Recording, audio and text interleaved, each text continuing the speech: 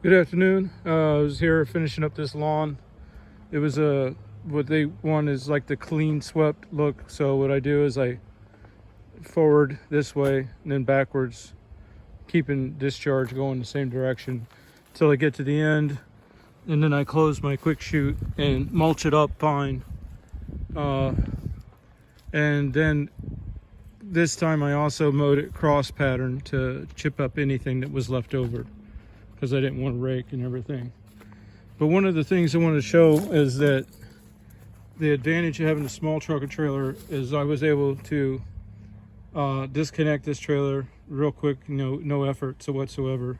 And yeah, it's big enough to haul a 72-inch Hustler, and just leave it on the road and taking back the truck down the perimeter and pick up all the sticks that were behind the shed instead of trying to tote them out. So having a small truck and trailer, it pays off for me 9 times out of 10.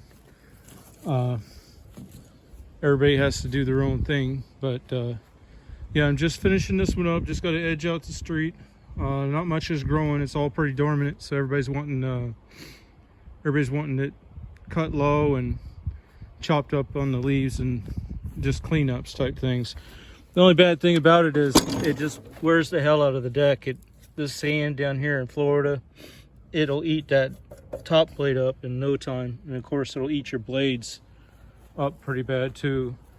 But I do have a trick for that. I've been using polycarbonate on most of my mowers. It's like similar to this material, probably maybe even the same as that.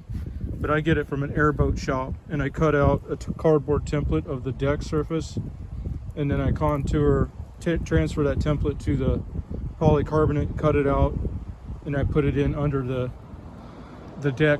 And then the sand, when it abrades the polycarbonate, it just turns a little ashy. It doesn't wear away at it like it does the steel. The sand on steel, it eats it up pretty quick.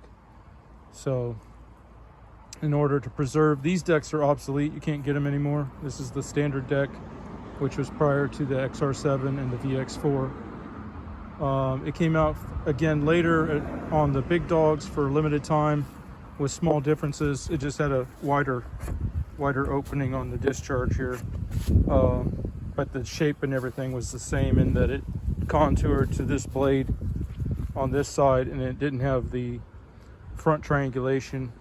So it was a short deck front to back and wide, and it was red. It was on the big dogs for limited time. I think they just did it to use up the last of their inventory, new old stock on those decks. And then the big dog now is more like the VX4. But yeah, I just wanted to show why I use the small truck. It pays off for me a lot. My routes are less than 20 yards per day, usually. Well, nowadays, always. So, and not every lawn that I go to do I haul out debris. If it were that case, then yeah, this would not work, But like I say, 9 times out of 10, this rig works for me. I have ran the 16-foot landscape trailer with 2 mowers and the diesel. And the thing is it just fatigues you. Small differences in climbing in and out of the trailer. The further distance walking from the cab to the drop the gate, little things like that add up over time, where a solo person trying to cover 20 yards a day just it puts you out of the game. I was seeing about 3 less lawns per day with the big truck, with the same amount of effort going into it. So 3 lawns less per day. If you're getting $30 to $50 a lawn or whatever, up north I know you guys are getting a lot more, but that's a substantial amount of money to lose just to run a bigger truck. So all right, I'm gonna get this finished up. I'll catch you later.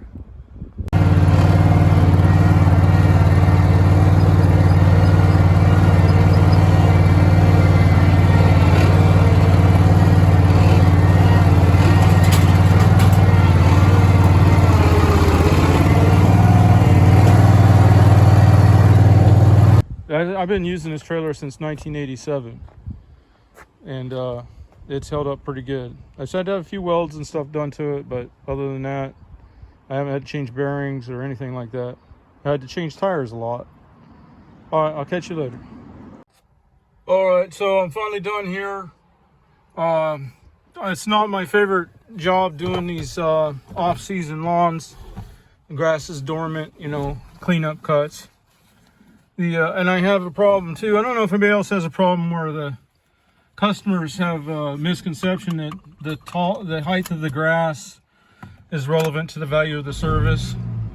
As I said, when you get on this sandy soil with low cuts like this, and that's what it takes to get the leaves up that they want up, and the pine needles, you're sucking up sand and ruining the mower for one, and then you gotta pull out the blower twice, once to move the leaves away from obstructions so they can be chopped up, and then after you're done, of course, there's more that gets thrown onto concrete. So all in all, it's a lot more labor. And then you also have to have a strategic direction discharge. So you have to be strategic, have a strategy on where you're blowing, and blow out and blow out and blow out. And that's why I use the 72-inch deck. So when I'm going in reverse, I'm backing my backward pass. It's covering a lot of ground, even if I'm only getting a half pass. And any leaves that get knocked up into the airstream, chances are they'll come down within the space of my 72-inch deck. Whereas if I was running a 36 or 42 or something, those leaves that get pushed up by the airstream would settle back beyond my next cut pass, and it would make it look like that I hadn't been there. So that's one of the reasons I use the wide mower. But yeah, back to the customer's perception of value of service based upon the height of the grass is a bad concept. It takes a lot more work to do a fall cleanup type cut, even if you're not raking or bagging, to make it look good. And that comes about another problem where if your customers are basing your value on the delta of how the lawn looks before you come to how it looks after you leave, it's kind of a bad paradigm to be, you know, setting your business model by.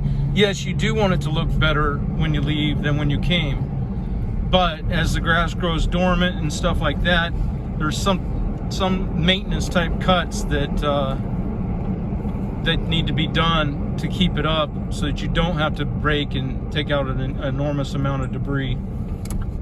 And those cuts won't give you the same yield as far as perception of quality from when you show up to when you leave.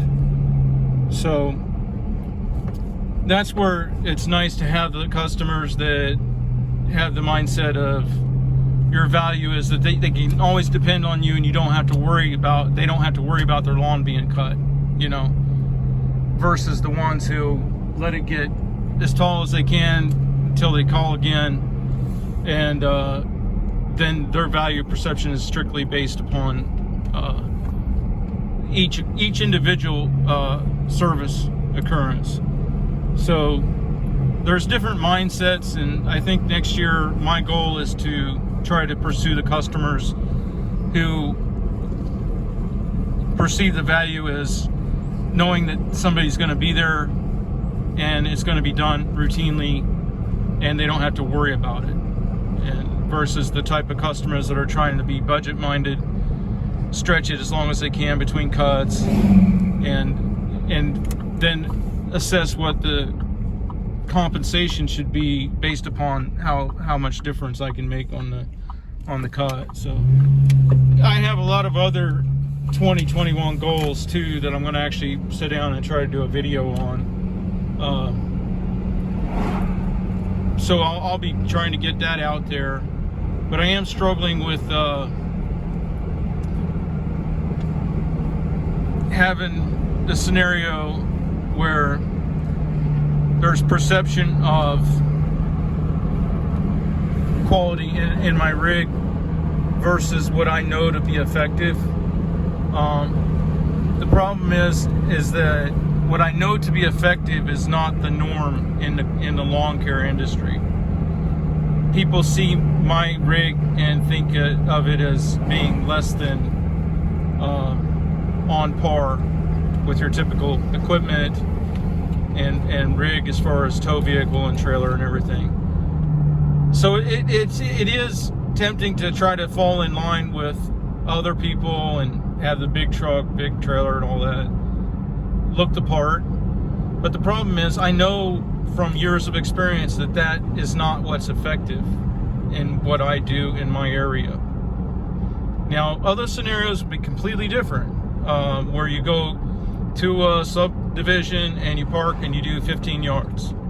It'd be completely different than trying to go and hit a route where you do a yard or 2 or 3 and then you travel and then do 2 or 3 or 4 more. So, all right, I'll catch you later. You have a good one. Just wanted to show you real quick too.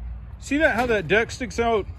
That's money for me for 2 reasons that I can think of, probably more reasons. Is when I make an outgoing pass, okay, and then I make the return pass, because of that extension of the deck, my tire doesn't have to ride in the same track. So on other mowers where that track gets ran over twice for compression and causes compression grooves, and with this mower, you go out and then when you turn around, you come back, your wheel's not going to track in the same spot.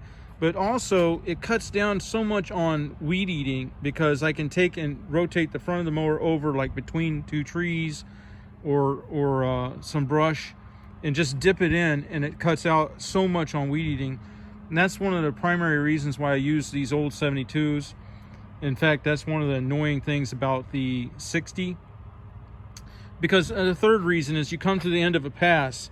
With this mower, you don't have to do a stalled center tire rotation to be coming back on the same pass and still make the overlap and therefore the cut quality. This machine, you can roll out and roll around because you don't have to turn as tight, because you've already got 8-10 inches of grass that's mowed beyond the tire. So that tire does not have to stay in the same spot. Now, a lot of people, they won't stay in the same spot because it's not worth it to make the groove, but then they'll have to go out past the area that they're trying to mow, make the turn more gently, then come back in and swoop in to catch the line again. You don't have to. This mower saves so much time like that. It's unbelievable. All right, well, I'm going to get it off of the trailer here and get it put away. It's supposed to rain today. Hang on.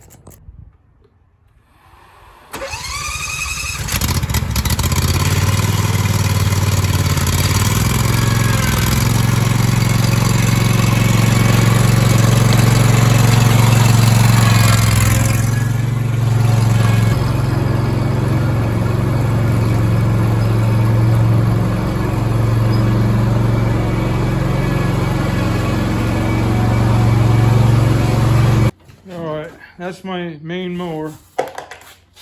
You know how it is, you get a favorite. I've got 2 other that I could choose from. But this winter I also want to try to get it painted up and looking a little better. All right, I'm going to go catch up on some paperwork. Y'all have a good one.